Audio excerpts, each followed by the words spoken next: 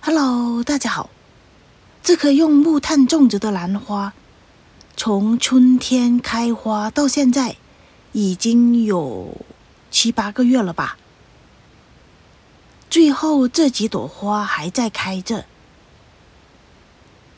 花的颜色比较特别，是深紫红色。这种颜色的蝴蝶兰在市面上比较少见。看一下，这个颜色非常的漂亮吧？它从3、4月份开始开花，一直开到现在。这是最后的一朵花，我也打算不会让它继续的开花了。看一下它的花梗，已经是这么长了，从上面一直开花。今天就把它的花梗剪掉，让它休息吧，让它慢慢的储存更多的能量，等待春天的开花。这棵蝴蝶兰是用木炭种植的，当时种植的时候也发了一个视频跟大家分享过，是去年11月份的。用木炭种植了差不多1年，来看一下它的进展。首先我们看见的就是很多的新根长出来。这是一颗杂交的蝴蝶兰品种，是从超市买回来的，所以也没有名签。这颗蝴蝶兰盆面上前后都长满了气根。再来看一下里面的这些根，里面的这些根也在积极的生长中。看一下，几乎每一条根都长出了新的根尖。这里看见有一条干死的根，应该是新陈代谢的一条老根，没有什么关系的，也不需要把它剪掉。等到下一次换盆的时候再清理一下也就可以。这棵蝴蝶兰非常适应这种木炭的种植方法，它的根长得满满的，过几天有空还需要给它换一下盆。手摸这杯子都感觉里面的根长得非常的严实。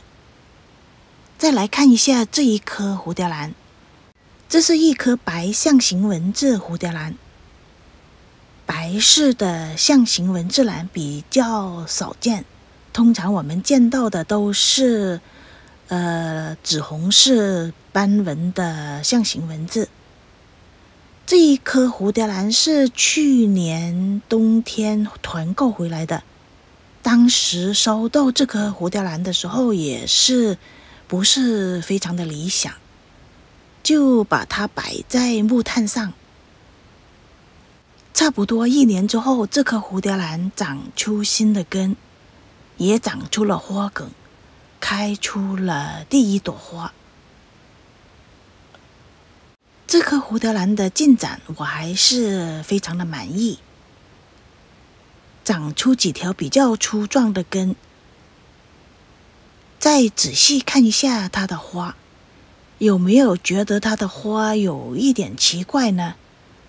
这是一朵变异的花，下面这一片花瓣应该是2片花瓣的，正常的兰花下面这边应该是2片花瓣，它只长出了1片比较大的花瓣，就像一条美人鱼的样子。再来看第3颗蝴蝶兰，这颗蝴蝶兰也是用木炭种植的。这颗蝴蝶兰买回来已经有很长时间了，之前一直都是用水苔种植，发现它没什么进展，就2片叶子，把它转到用木炭种植，大概有大半年的时间。现在终于长出了一片新的叶子，上面也长出了这一条新的根。里面的根好像没有看见有新的根尖长出来，还好也没有发现有继续烂根的现象，也是好的现象吧。我用的木炭就是平常我们用来烧烤用的木炭。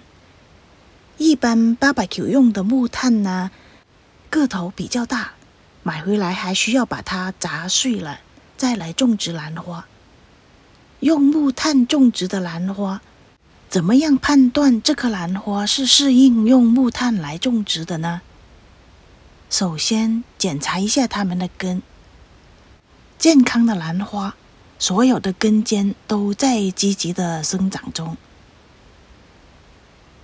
再来就是看一下它们的叶子，如果这棵兰花是非常健康的话，新长出来的叶子会比旧的叶子又大一些。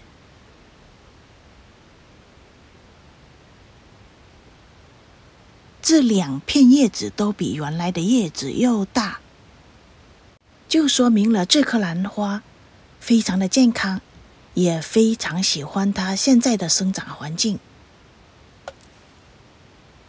中间这一片叶子就比原来的叶子要小，也比新长出来的叶子要小，就说明了那一段时间这棵兰花没有得到很好的养护，有可能是在运输的途中环境的变化，或者是当时正是它的花期，花期太长了，营养顾不上，所以这片叶子就比较小了一些。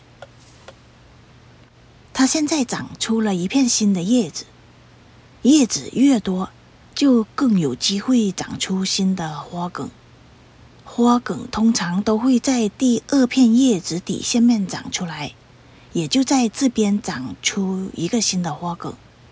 当然了，第三片叶子底下面也是有可能长出花梗的。